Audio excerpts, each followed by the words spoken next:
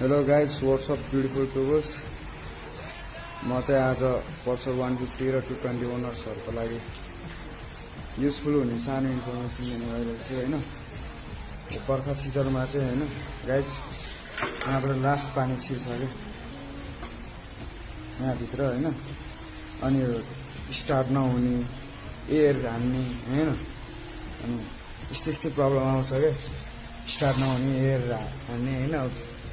अनि फुल बटारेको फुलसम्म नजाने होइन। त्यसलाई चाहिँ के गर्नुपर्छ नि, यो कार्बोरेटर हुन्छ नि, यहाँ कार्बोरेटर हो। यो कार्बोरेटरमा यो पानीहरू जमेको हुन्छ, फोहोर पानीहरू होइन, लेदोहरू, यो फोहोरहरू जमेको हुन्छ यो कार्बोरेटरमा चाहिँ होइन।